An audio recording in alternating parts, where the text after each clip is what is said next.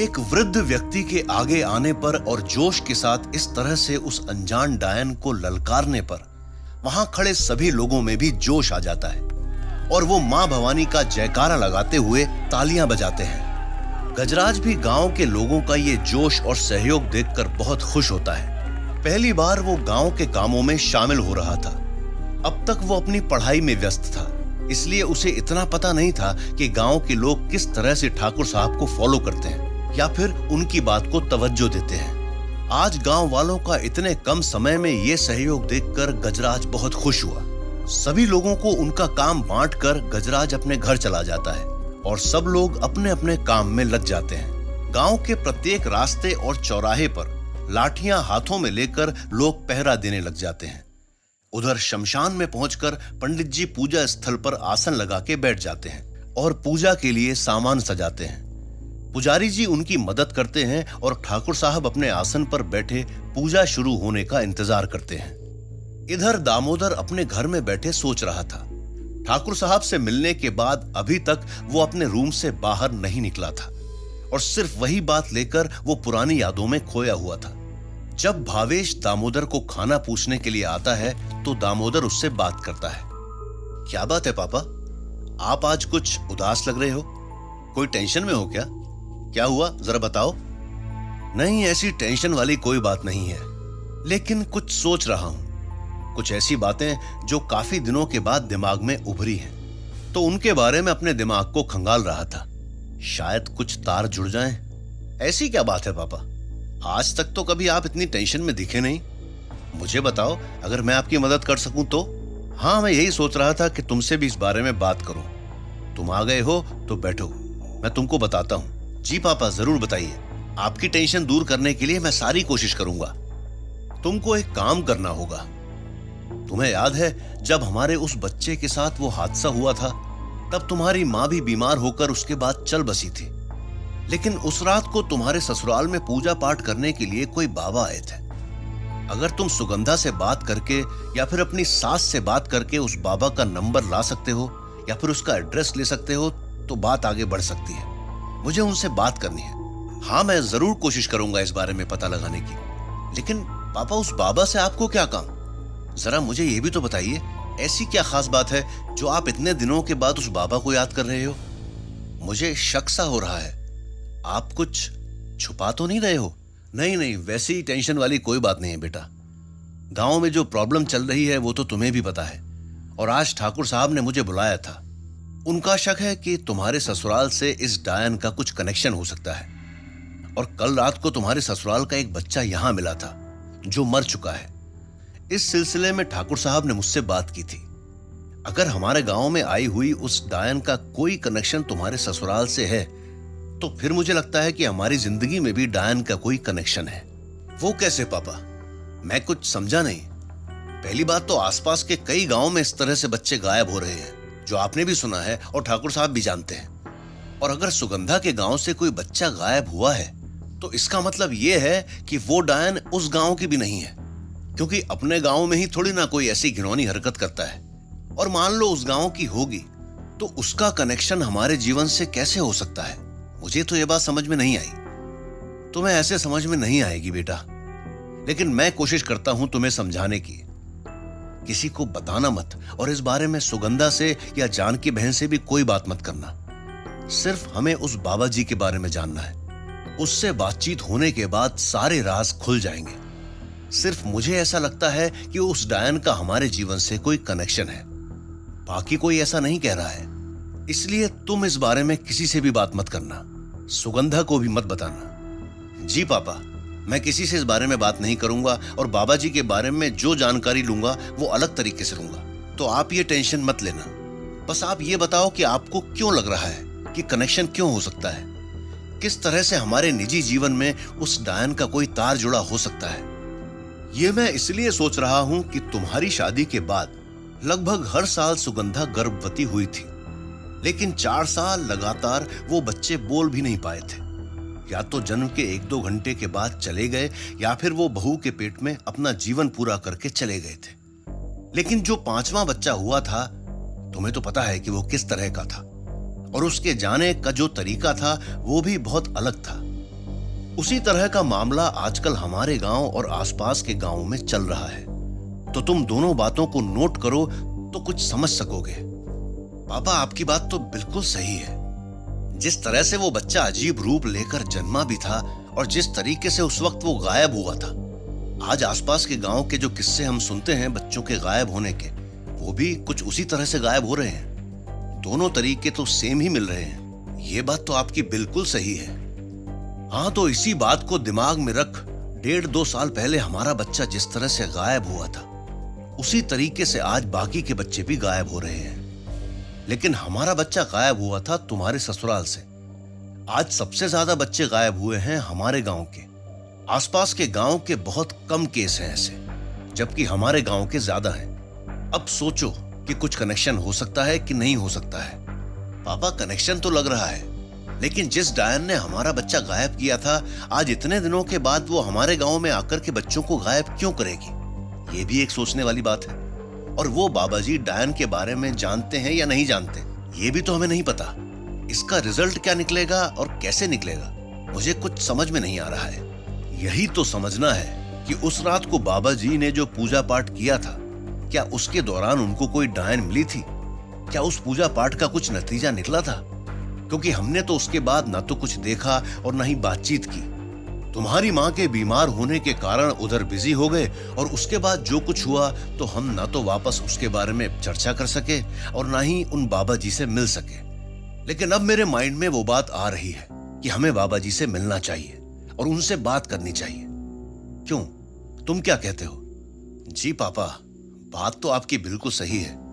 मुझे भी लग रहा है कि उस वक्त हमें बात करनी चाहिए थी और ये पता लगाना चाहिए था कि हमारा बच्चा कहाँ गया, किसने गायब किया, और जो पूजा पाठ रात को वहां किया गया था उसका क्या नतीजा निकला। ये चीजें हमारे दिमाग में माँ की वजह से उस वक्त निकल गईं। लेकिन अब आप किस तरह से मिस्ट्री को सॉल्व करोगे, ये बताओ। अब यही करना है, बस तुम किसी तरह से बाबा जी का संपर्क निकालो या फिर उनका एड्रेस निकालो। उसके बाद मैं बाबा जी से बात कर लूंगा, सब हो जाएगा, कोई दिक्कत नहीं है। एक बार बाबा जी मिल गए तो सब सॉल्व हो जाएगा। हाँ पापा, ये तो मैं 100% कोशिश करूंगा और उसकी छानबीन भी जरूरी है। इतने दिनों में हमारे दिमाग में ये बात नहीं थी, लेकिन अब आपका शक मुझे भी सही लग रहा है। एक बात और बेटा, ठाकुर साहब या गांव का कोई और आदमी इस शक की सुई को हमारे घर की तरफ घुमाए या हमारे रिश्तेदारों की तरफ ये सुई जाए तो हमारी बदनामी है। इससे पहले हम दोनों को कुछ करना होगा। 1-2 दिन में सुरभि भी आ रही है तो वो घर भी संभाल लेगी और हमारी हेल्प भी करेगी। लेकिन ये सब हमारे घर के ऊपर या हमारे रिश्तेदारों के ऊपर आए उससे पहले ही हमें कुछ करना होगा। लेकिन पापा, ये शक हमारे घर पर क्यों आएगा? बेटा, ये तुम्हारे अभी समझ में नहीं आएगा। कहते थे कि डायन 7 घर छोड़ती है, लेकिन मुझे लगता है कि इस डायन ने एक भी घर नहीं छोड़ा है, जो तुम अभी नहीं समझ सकते।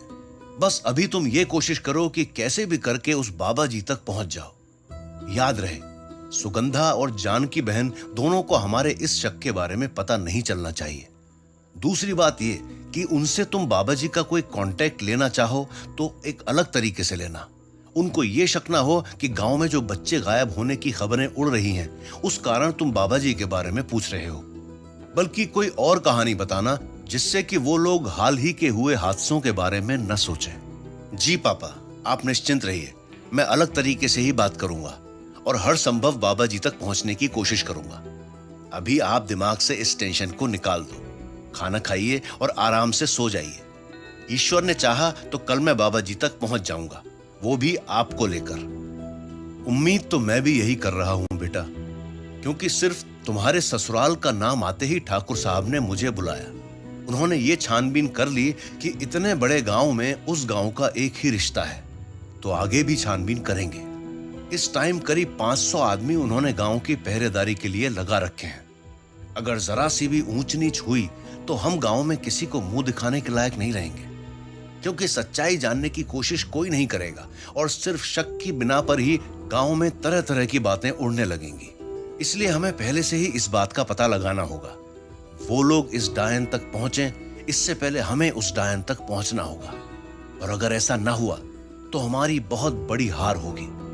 हालांकि ईश्वर करें इसमें हमारे दोनों घरों का कोई वास्ता ना हो, लेकिन फिर भी मेरा माइंड कह रहा है कि कुछ ना कुछ कनेक्शन है, चाहे इधर से हो या फिर उधर से। जी पापा जी, मैं आपकी सारी बातें समझ गया और मैं हर संभव कोशिश करके इस शक को साफ करूंगा। आप निश्चिंत होकर के खाना खाकर सोइए। दामोदर और भावेश आपस में चर्चा करके खाना खाते हैं और सो जाते हैं। उधर रतनवास के जो लोग बच्चा लेकर गए थे, उनके पीछे विजेंद्र अपने 4 आदमियों के साथ गया। भेष बदलकर के विजेंद्र के चारों आदमी रतनवास के उस घर के आसपास छानबीन करने लगे जिस घर में वो लोग उस बच्चे को लेकर गए थे। रतनवास में ठाकुर साहब के 4 लोग पहले से ही पूरे दिन से छानबीन कर रहे थे। इस वक्त विजेंद्र के 4 आदमी भी उसी गांव की गलियों में चक्कर लगाने लगे। गांव से बाहर सड़क के किनारे गाड़ी खड़ी करके विजेंद्र बैठा हुआ था। वो उन आदमियों का इंतजार कर रहा था कि उनमें से कोई किसी प्रकार की सूचना लेकर आए, और वो 8 लोग अलग अलग गलियों में गांव की छानबीन कर रहे थे कि इस गांव में डायन के बारे में क्या चर्चाएं हो रही हैं, और बच्चा गायब हुआ है तो गांव के लोग उसको किस तरह से देख रहे हैं। आधी रात बीत चुकी थी। वो लोग गांव के अंदर ही थे। विजेंद्र उनका इंतजार कर रहा था। इधर कुंजपुर में ठाकुर साहब शमशान में बैठे हुए पूजा पाठ कर रहे थे।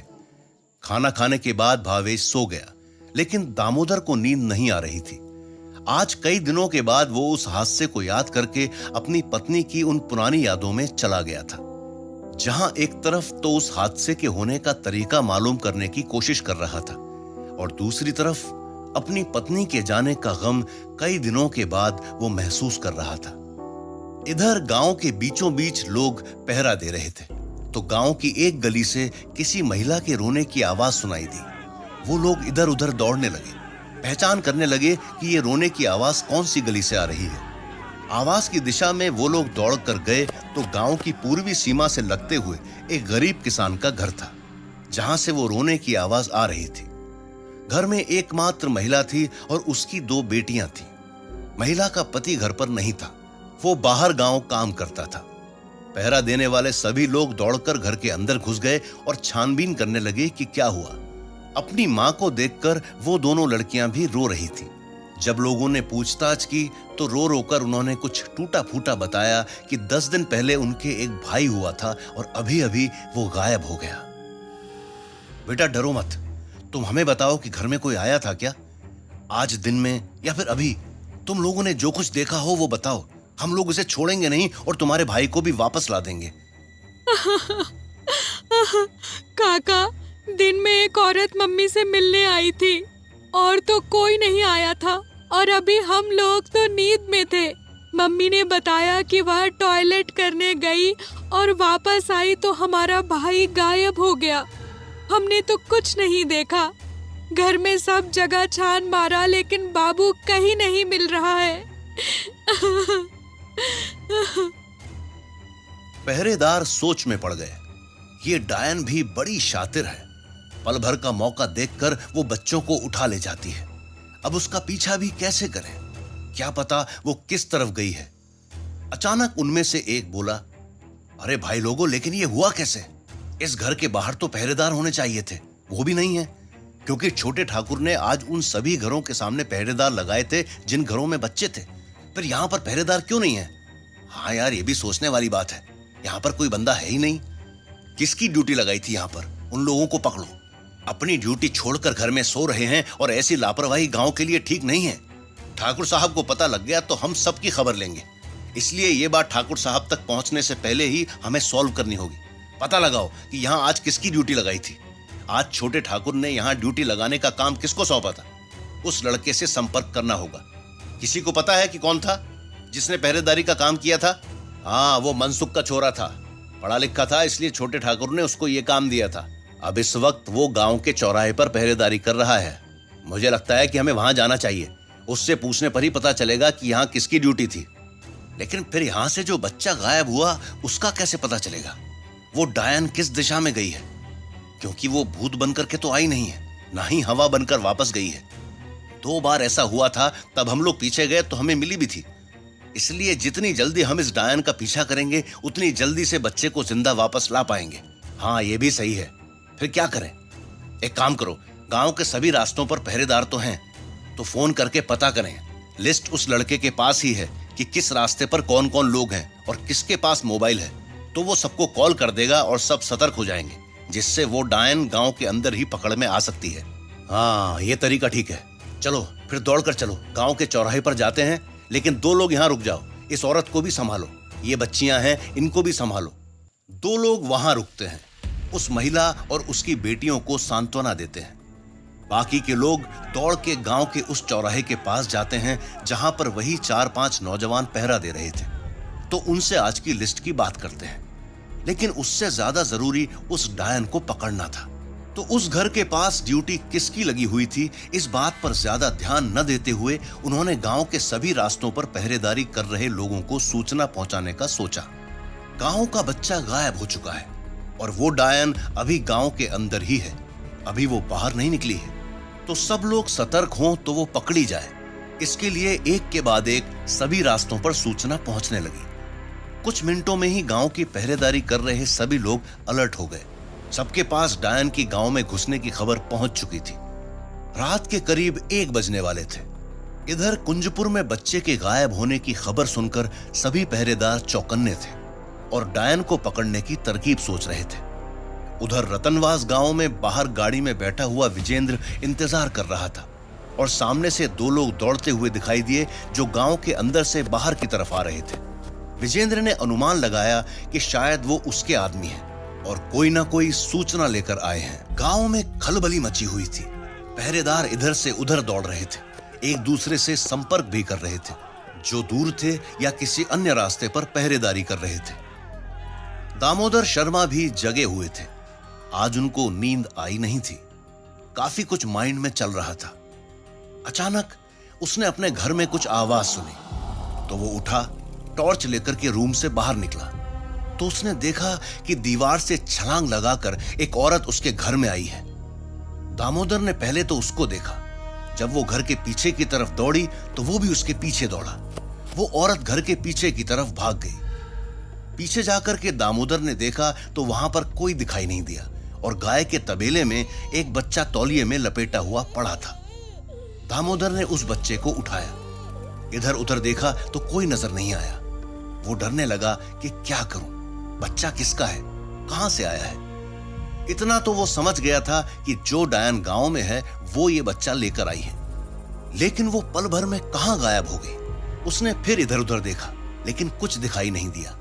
थोड़ा सोचकर वो बच्चे को लेकर घर के आगे की तरफ आ रहा था कि उसे बाहर गली में शोर सुनाई दिया। हाँ, इधर ही गई थी, इसी तरफ आई थी। तुम आधे उधर से जाओ और आधे इस गली से, आज भागने ना पाए वो। ये आवाज सुनकर दामोदर बच्चे को गोद में लेकर के बाहर गली में आ गया। तभी सामने से 15-20 लोग दौड़ते हुए दिखाई दिए। आवाज लगा करके उनको रोका। दामोदर के हाथ में बच्चा देखकर सभी पहरेदार रुक गए। पंडित जी, बच्चा कहां से आया? आपके घर में बच्चा तो है ही नहीं, और आप इस वक्त क्या कर रहे हो? किसका बच्चा लेकर आए हो? सुखराम, ये बच्चा हमारा नहीं है, पता नहीं किसका है। एक औरत मेरी दीवार के ऊपर से कूदकर घर के अंदर आई। मैं जाग रहा था तो मैं उसके पीछे दौड़ा। मुझे पीछे देखकर उसने बच्चे को वहीं छोड़ दिया और पीछे की दीवार लांघकर खेतों की तरफ दौड़ गई। इस बच्चे को मैंने उठा लिया। बाहर आप लोगों की आवाज सुनाई दी तो मैं बाहर आ गया। क्या हुआ है? आप लोग इस तरह से रात को इस वक्त दौड़ रहे हो? मुझे लगता है गांव में फिर से वो डायन आई होगी। ये बच्चा किसका है? आज किसका बच्चा उठा के लाई है वो? हाँ शर्मा जी, वो डायन आज फिर से बच्चा उठा कर लाई थी। उसको पकड़ना बहुत जरूरी है। ये तो रोज रोज का काम हो गया उसका। इतने लोग पहरा दे रहे हैं, सबके बीच में भी वो आंखों में धूल झोंक गई। आज किशन का बच्चा लेकर भागी है वो। शुक्र है आप जाग रहे थे तो बच्चा सही सलामत मिल गया। भाई, वो पीछे की तरफ भागी है। मैं कमरे में सो रहा था, धम्म की आवाज सुनाई दी तो मैं उठकर आया। मैंने उसको देखा, लेकिन वो इधर से कूदकर पीछे की तरफ चली गई। जब बच्चा दिखाई दिया तो मैंने पहले बच्चे को उठा लिया, उसका पीछा नहीं किया। चलो ये तो ठीक है, बच्चा तो सही सलामत है, लेकिन उसको भी तो पकड़ना जरूरी है। भाई लोग, तुम सब खेतों की तरफ उसके पीछे जाओ। मैं शर्मा जी के साथ इस बच्चे को किशन के घर पर छोड़ कर आता हूं। सुखराम दामोदर के पास रुक जाता है, बच्चे को देखता है कि जिंदा है या नहीं। बच्चा अभी जीवित था तो सुखराम ने भी कुछ राहत की सांस ली, लेकिन टेंशन थी कि लगातार तीसरी बार वो लोग डायन को पकड़ नहीं सके थे, और आज इतनी कड़ी सुरक्षा होने के बाद भी डायन उनकी पकड़ से निकल गई। सुखराम और दामोदर दोनों आपस में चर्चा करते हुए किशन के घर जाते हैं और बच्चा उसको दे देते हैं। बच्चे को जिंदा देखकर किशन की घरवाली बहुत खुश होती है और बच्चे को अपनी छाती से लगा लेती है। जो दो लोग वहां थे उनको वहीं छोड़कर सुखराम और दामोदर वापस आ जाते हैं। दामोदर तो अपने घर चला जाता है और सुखराम उन लोगों के पीछे जाता है जो डायन को पकड़ने के लिए गए थे। दामोदर घर आकर बैठ जाता है। वो सोचने लगता है। उसको ये शक था कि जो औरत बच्चा लेकर भागी थी वो अभी उसके घर में ही है, क्योंकि दामोदर ने उसको घर में घुसते हुए देखा था, बाहर निकलते हुए नहीं देखा। वो तो उन लोगों के सामने पीछे से भाग जाने का बहाना बनाकर उनको दूसरी तरफ भेज दिया ताकि वो लोग दामोदर या उसके घर पर शक न करें। हकीकत से तो दामोदर भी अनजान था, लेकिन कोई औरत उसके घर में छुप जाए और गांव के लोगों को मिले तो दामोदर की बदनामी होनी ही थी। लोग यही सोचते कि इसमें दामोदर का हाथ हो सकता है, इसलिए उसने झूठ बोलकर लोगों को दूसरी तरफ भेज दिया था। लेकिन अब क्या करे? डर तो उसको भी लग रहा था।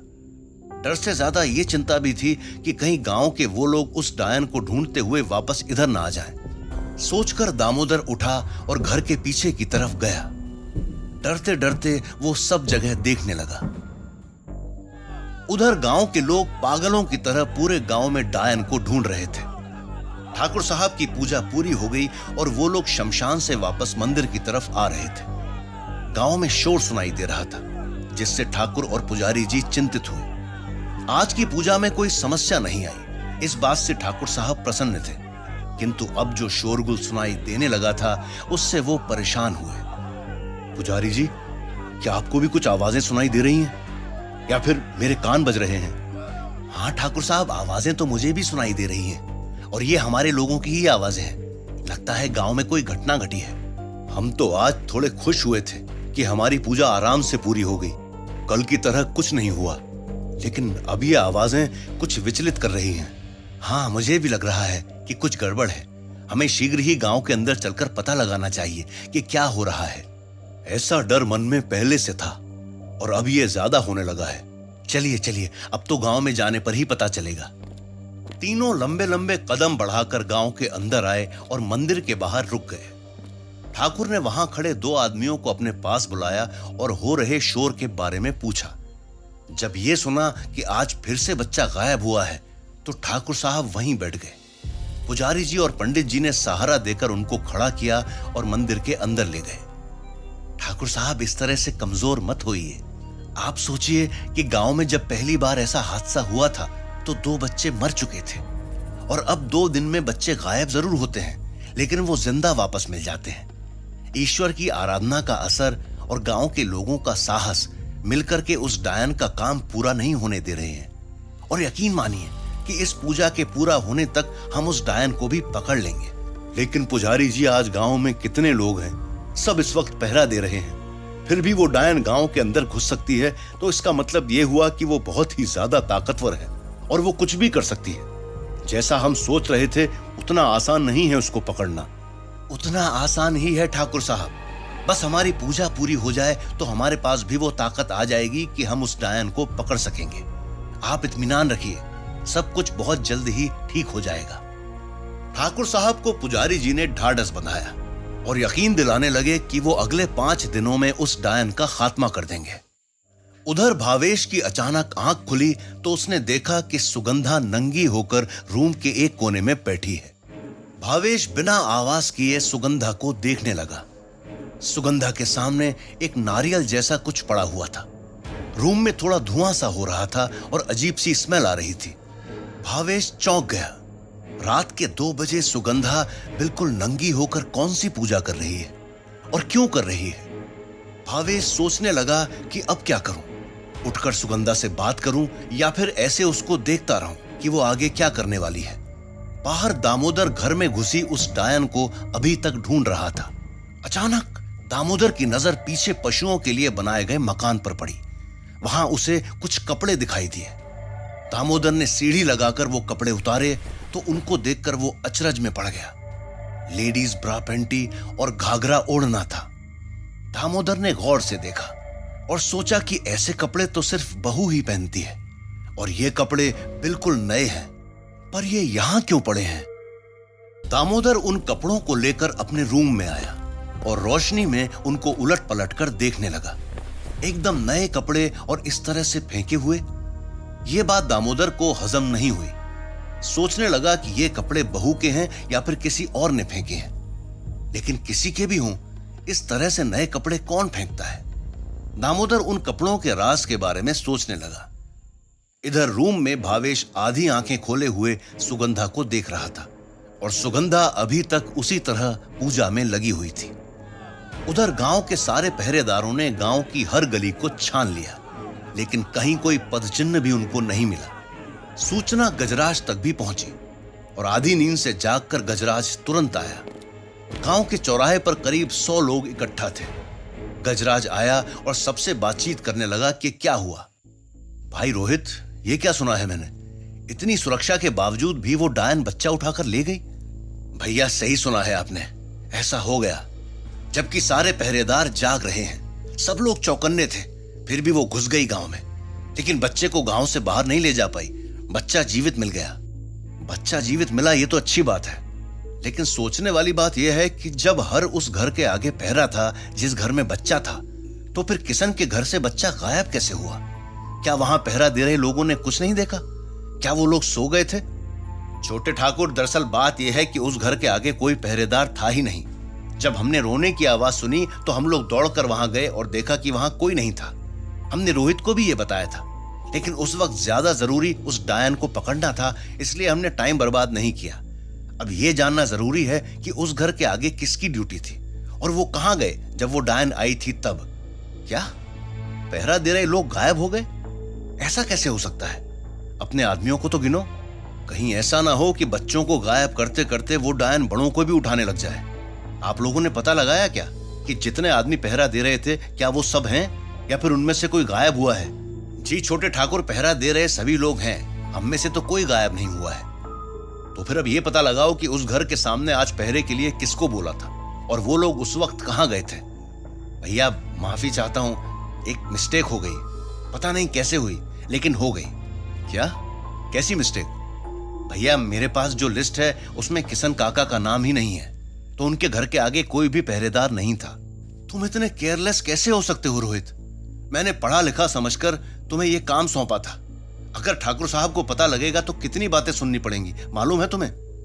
लेकिन भैया इसमें मेरी कोई गलती नहीं है। जो लिस्ट हमने सिस्टर से ली थी उसमें किशन काका का नाम नहीं है, और हमने तो उस लिस्ट में जितने नाम थे उन सभी घरों के सामने पहरा लगाया था।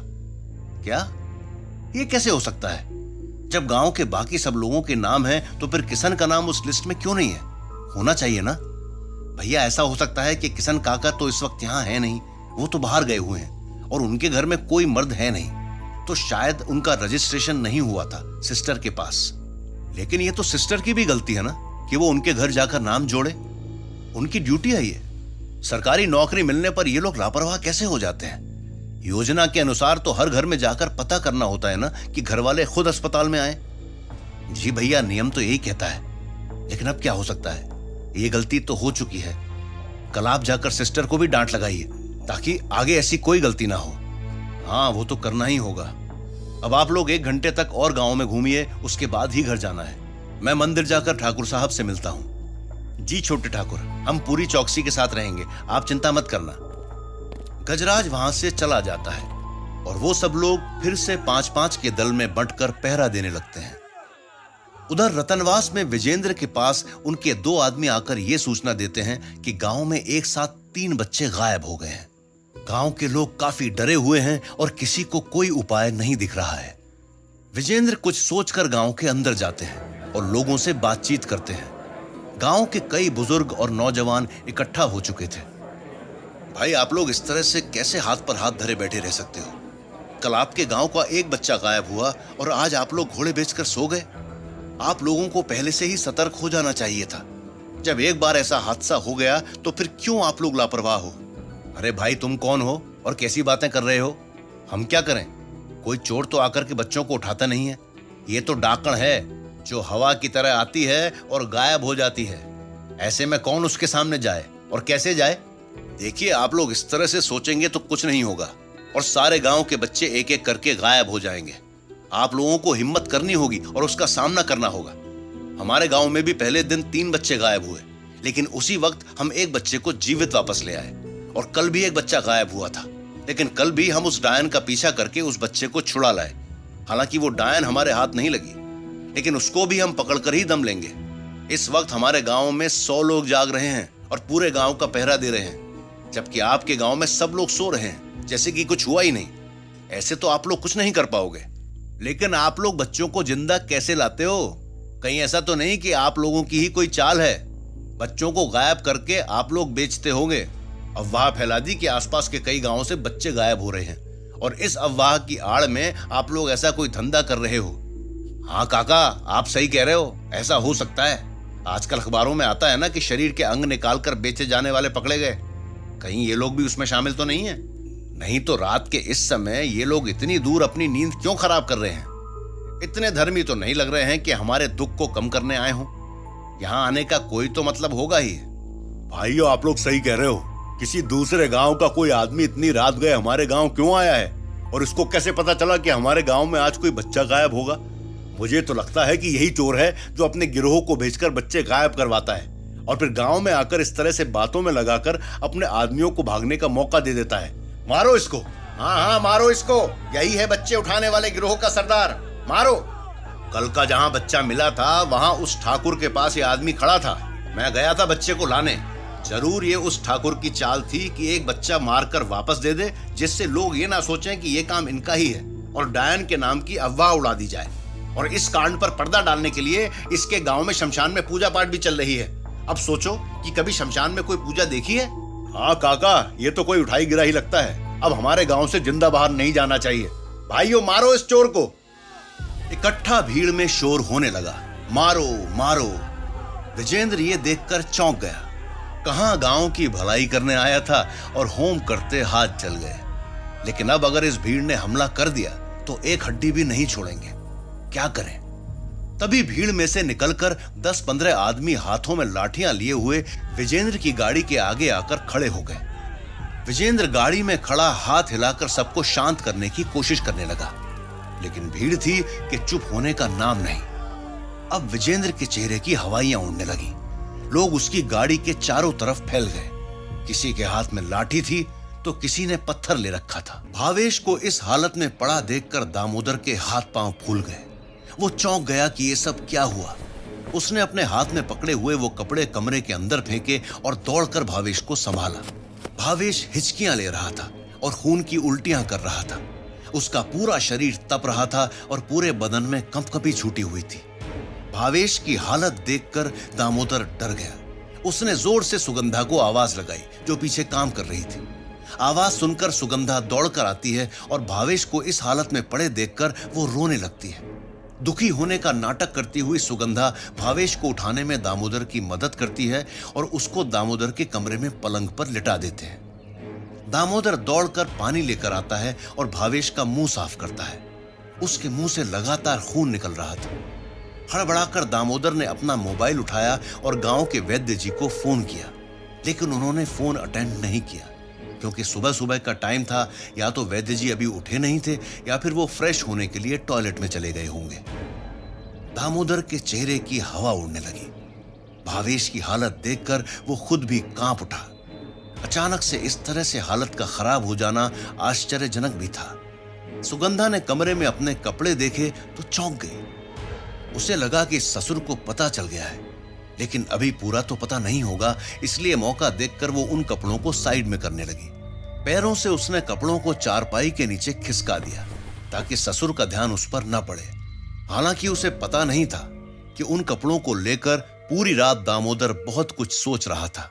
इतना तो उसे पता चल गया था कि उसके ससुर ने उन कपड़ों को देख लिया है, लेकिन अभी उनको छुपाकर वो अपने ससुर का ध्यान कपड़ों पर से हटाना चाहती थी। 2-4 मिनट बाद दामोदर ने फिर से वैद्य जी को फोन लगाया। इस बार वैद्य जी ने फोन अटेंड कर लिया। दामोदर ने घबराते हुए वैद्य जी से बात की और भावेश के बारे में बताया। वैद्य जी ने भी तुरंत आने को कहा और कॉल काट दिया। सुगंधा अभी वहीं खड़ी थी। दामोदर भावेश का हाथ पकड़े हुए उससे बात करने की कोशिश कर रहा था। बच्चे की तरह दामोदर की आंखों से आंसू निकल रहे थे, लेकिन वैद्य जी के आने से पहले वो कर भी क्या सकता था। भावेश कातर आंखों से अपने पिता की तरफ देख रहा था। वो कुछ बोल नहीं रहा था, लेकिन उसकी आंखों में एक डर दिखाई दे रहा था। करीब 10-15 मिनट में वैद्य जी घर पर आए और उन्होंने भावेश को देखा, नब्ज टटोली, ब्लड प्रेशर नापा और उसके बाद दामोदर से मुखातिब हुए। शर्मा जी, ऐसा लगता है कि इसके सीने पर चोट आई हुई है, जिस वजह से ये ब्लड निकल रहा है। कुछ कमजोरी भी महसूस हो रही होगी। मैं अभी तो कुछ ट्रीटमेंट कर देता हूं, अगर 1-2 घंटे में कुछ फर्क पड़े तो ठीक है, नहीं तो इसको बड़े अस्पताल में ले जाओ। और जहां तक मैं सोच रहा हूं कि 1-2 घंटे का भी इंतजार मत करो। अभी मैं इतना ट्रीटमेंट कर दूंगा कि ज्यादा कुछ प्रॉब्लम नहीं होगी, लेकिन बड़े अस्पताल में दिखाना जरूरी है। जल्दी ही आप अस्पताल पहुंच जाओ। लेकिन चोट कैसे लगी? अभी तो आधे घंटे पहले मैं उसको जगा कर आया हूं, मेरे से बात कर रहा था। इतना कह रहा था कि सर में दर्द हो रहा है, कुछ कमजोरी सी महसूस हो रही है, लेकिन चोट तो नहीं लगी थी। अभी अचानक यहां बाहर बैठे हुए ही गिर गया। शायद कोई पहले की चोट होगी, अब उसने असर दिखाया होगा, ऐसा भी हो सकता है। कई बार अंदर से ब्लॉकेज होने पर ब्लड प्रेशर से नसें फट जाती हैं।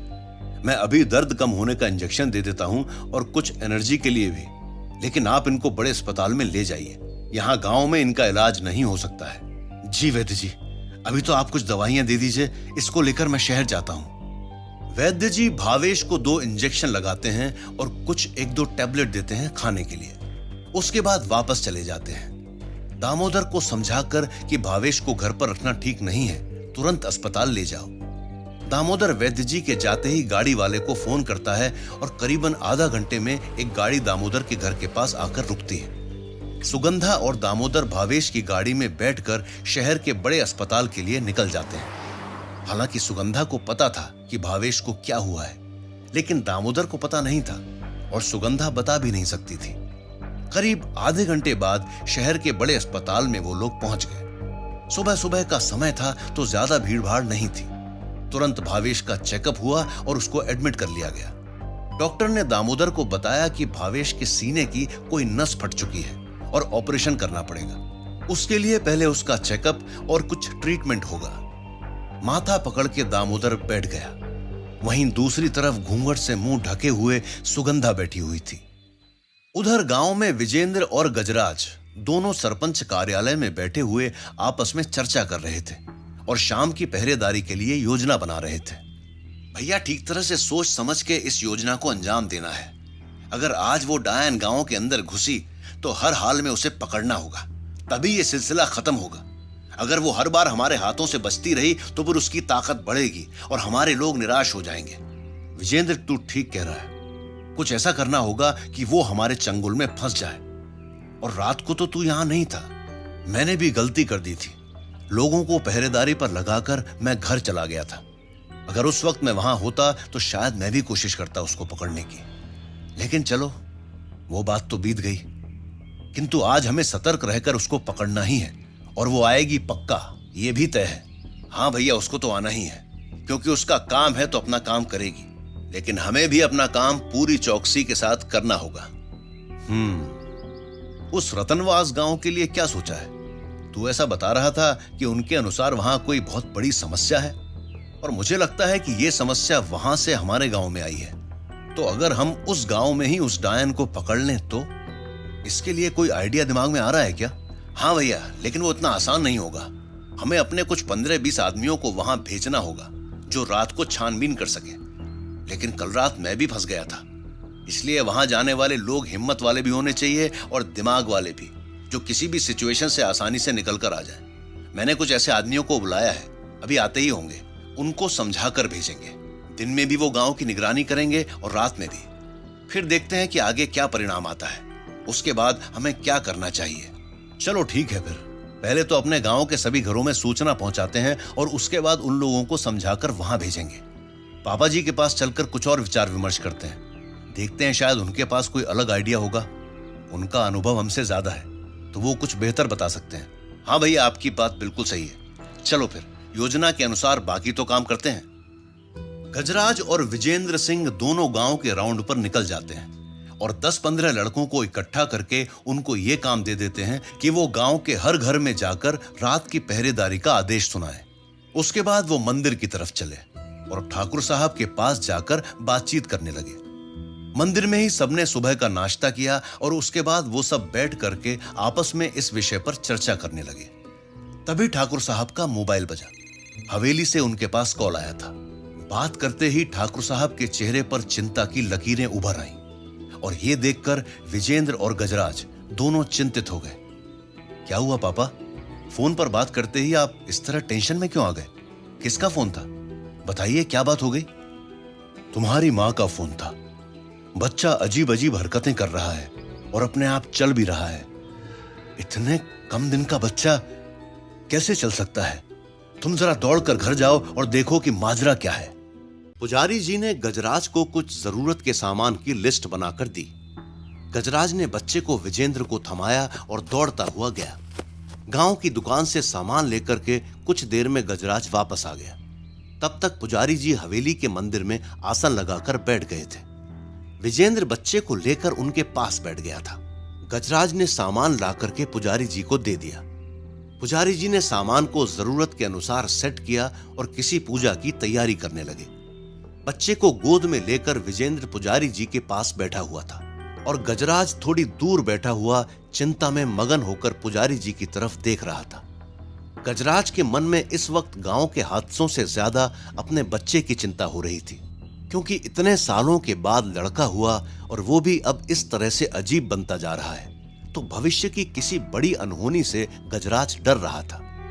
वैद्य जी भी गजराज के पास बैठे हुए थे और पुजारी जी की पूजा पाठ को देख रहे थे। कुछ 2-4 मिनट आंखें बंद करके कोई जाप करने के बाद पुजारी जी ने आंखें खोली और विजेंद्र को इशारा किया कि वो बच्चे को गोद से उतारकर मंदिर की चौखट पर सुला दे। विजेंद्र ने वैसा ही किया और मंदिर की चौखट पर बच्चे को सुला दिया। कुछ ही देर में सोता हुआ बच्चा जोर जोर से रोने लगा। पुजारी जी ने अपने हाथ में मोर पंख का बनाया हुआ झाड़ू उठाया और बच्चे के ऊपर घुमाने लगे। बच्चा जोर जोर से रोने लगा तो उसके रोने की आवाज सुनकर के दुर्गा दौड़कर बाहर आई। उसने एक पल देखा कि मंदिर में पुजारी जी कुछ कर रहे हैं, इसलिए बच्चा रो रहा है, तो वापस दौड़ के अंदर गई और ठकुराइन को बताया। ठकुराइन भी बाहर आ गई थी और देखने लगी कि क्या कुछ हो रहा है। पुजारी जी आंखें बंद किए हुए अपनी पूजा पाठ में ही थे और लगातार वो उस मोर पंख से बच्चे को सहला रहे थे। बच्चे के रोने की आवाज अब और ज्यादा बढ़ने लगी। जैसे जैसे बच्चा तेज रोता वैसे ही गजराज और ठकुराइन दोनों परेशान होते। वो दोनों खड़े थे, बैठ भी नहीं पा रहे थे, लेकिन विजेंद्र चौकन्ना होकर बैठा था और पुजारी जी पास में पड़े सामान की तरफ विजेंद्र को इशारा करते और पुजारी जी के इशारे पर विजेंद्र उनको हर एक सामग्री पकड़ा रहा था।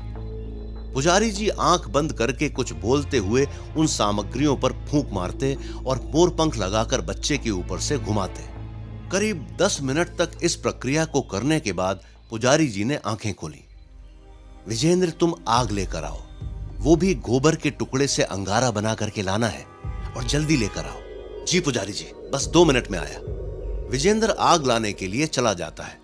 बच्चे का रोना धीरे धीरे कम हो रहा था। ठकुराइन डर से थोड़ी नजदीक आकर के पुजारी से बात करने लगी। क्या हुआ पुजारी जी, कुछ पता चल रहा है क्या?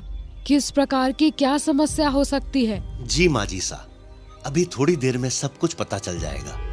किसी भी प्रकार की समस्या हो वो सामने आ जाएगी, उसके बाद ही कुछ सोचेंगे कि आगे क्या किया जाए। अब थोड़ी देर शांति रखिए, आराम से बैठिए। मुझे लगता है कि कोई बड़ी दिक्कत नहीं है। पुजारी जी, बहुत टेंशन हो रही है, क्या करें? शांत कैसे रह सकते हैं? सर फटने को हो रहा है और आप शांत रहने की बात कर रहे हो। माँ जी सा, मैं आपकी भावनाओं को समझ सकता हूँ, लेकिन शांति तो रखनी ही पड़ेगी। कुछ करने के लिए थोड़ा वक्त भी चाहिए और सहयोग भी चाहिए। अगर किसी भूत प्रेत की समस्या है तो फिर कहीं जाने की जरूरत नहीं है, यहीं पर इसका इलाज हो जाएगा, ये तो मैं आपसे वादा करता हूँ। और अगर कुछ और समस्या निकली तो फिर उसके बारे में सोचा जाएगा। बस थोड़ी देर आप अपने कलेजे को थाम के बैठ जाइए, सब सही होगा। ठकुराइन और पुजारी जी बातें करते हैं। तब तक विजेंद्र आग बना करके ले आया था। पुजारी जी ने एक तांबे का कटोरा अपने सामने रखा, उसमें वो आग का अंगारा रखा, फिर उसमें थोड़ा सा घी डाला और उसके बाद वो पूजन सामग्री एक एक करके उस तांबे के कटोरे के बाहर की तरफ रख दी। वो विजेंद्र की तरफ देखकर उसे समझाने लगे, मैं अभी एक जाप करूंगा और आप क्रम में ये सामान मेरे इशारे के बाद उठाकर उसके अंदर डालते रहना। ध्यान रखना, अगर बच्चा खड़ा भी हो तो इस आग के पास ना आने पाए और मंदिर से बाहर भी ना निकलने पाए। इसको मंदिर की चौखट के अंदर ही रहने देना। वो कोशिश करेगा बाहर आने की या फिर इस तांबे के कटोरे को छूने की। जी बिल्कुल ध्यान रखूंगा, आप शुरू कीजिए। पुजारी जी एक हाथ में मोर पंख की झाड़ू उठाते हैं और बच्चे को झाड़ू से सहलाने लगते हैं। आंखें बंद करके वो कुछ बोलने लगते हैं। बोलते बोलते वो अपने हाथ से इशारा करते हैं और एक एक सामग्री उठाकर विजेंद्र उस आग के अंदर डालता जाता है। जैसे भी कोई सामग्री उसके अंदर डाली जाती है वैसे ही बच्चा उछलता है और जोर से चिल्लाता है और फिर शांत हो जाता है। फिर दूसरे सामान को डालने पर फिर से बच्चा सिर उठाकर चिल्लाने लगता है और फिर शांत हो जाता है। वैद्य जी, गजराज और ठकुराइन सभी ये देखकर शौक में आ जाते हैं कि ये क्या हो रहा है, जबकि आग के और बच्चे के बीच में करीबन 4-5 फीट की दूरी थी। मंदिर छोटा था कि उसके अंदर कोई आदमी नहीं बैठ सकता था, सिर्फ अंदर देवी माँ की मूर्ति थी। करीब 2 फीट का उसका दरवाजा था। उसके अंदर बच्चे को लिटाया हुआ था और उसके सामने पुजारी जी और विजेंद्र बैठे थे। बच्चा मंदिर से बाहर आने की कोशिश कर रहा था, लेकिन पुजारी जी के आदेश को मानते हुए विजेंद्र उसको वापस अंदर की तरफ ढकेलता और बाहर आने नहीं देता। बच्चा बार बार ऐसी हरकतें करता और अजीब अजीब तरह से चिल्लाता। वैद्य जी डरने लगे थे।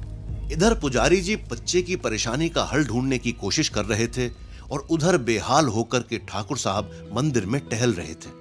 पंडित जी ने जब ठाकुर साहब को टेंशन में देखा तो उनसे बात की। क्या हुआ ठाकुर साहब, इस तरह से आप चहलकदमी कर रहे हो? मैं अंदाजा लगा सकता हूं कि आपके मन में कोई चिंता है, और अगर जो चल रही है यही है तो आप इतनी टेंशन मत लीजिए। समय के अनुसार सब ठीक हो जाएगा। नहीं पुजारी जी, ये वाली बात नहीं है, बल्कि दूसरी टेंशन आ गई है जिसको सोच करके मैं परेशान हूं। घर में 4 दिन का बच्चा है, वो अजीब सी हरकतें कर रहा है। ऐसा लग रहा है जैसे कोई 1-1.5 साल का बच्चा करता हो। उसके बारे में सोचकर परेशान हूं। आप कहो तो मैं हवेली का एक चक्कर लगाकर आ जाऊं? मेरा मन नहीं मान रहा है, क्या करूं? ओह, ये बात तो चिंता वाली है, लेकिन ठाकुर साहब आप हवेली नहीं जा सकते। ये मैंने आपको पहले दिन ही बता दिया था, आपको यहीं रुकना है। मुझे भी पता है कि अपने बच्चों को लेकर अक्सर लोग भावुक जल्दी हो जाया करते हैं, लेकिन फिर भी आपको अगले 4 दिन तक तो कंट्रोल करना ही पड़ेगा, वरना हमारी मेहनत पर पानी फिर सकता है। और अगर बच्चा इतनी ज्यादा अजीब हरकतें कर रहा है तो आप बच्चे को यहाँ मंदिर में बुला लीजिए। घर की औरतों को मत बुलाइए, उनको घर पर ही रहने दीजिए।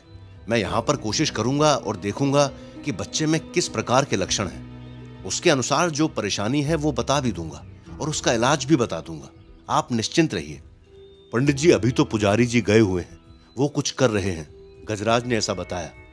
तो अब आप उनसे बात कर लीजिए कि वो क्या कहते हैं, फिर दोनों सलाह करके देख लीजिए। मेरा माइंड तो ब्लॉक हो चुका है। ठीक है, मैं उनसे बात करके ही पता करता हूं कि क्या कुछ प्रॉब्लम है, उसका सॉल्यूशन निकालेंगे। आप इत्मीनान से बैठ जाइए, इतना ज्यादा घबराने की जरूरत नहीं है। पंडित जी पुजारी जी के मोबाइल पर कॉल लगाते हैं। पूजा में बैठे पुजारी जी का मोबाइल बजता है। इतना ज्यादा घबराने की जरूरत नहीं है। पंडित जी पुजारी जी के मोबाइल पर कॉल लगाते हैं। पूजा में बैठे पुजारी जी का मोबाइल बजता है तो अपना मोबाइल निकालकर वो गजराज की तरफ इशारा करते हैं। गजराज उठकर के पुजारी जी का मोबाइल लेता है। वो कॉल अटेंड करता है। पंडित जी से बात करके गजराज कॉल काट देता है। पंडित जी को घर में की जा रही पूजा के बारे में बताता है। पुजारी जी करीब 10 मिनट तक और तंत्र मंत्र करने के बाद आंखें खोलते हैं और उनके आंखें खोलते ही ठकुराइन के सवाल शुरू हो जाते हैं। क्या हुआ पुजारी जी, कुछ पता चला? क्या समस्या हो सकती है, जल्दी बताइए। जितना मैं देख पा रहा हूँ बहुत ही गंभीर समस्या है।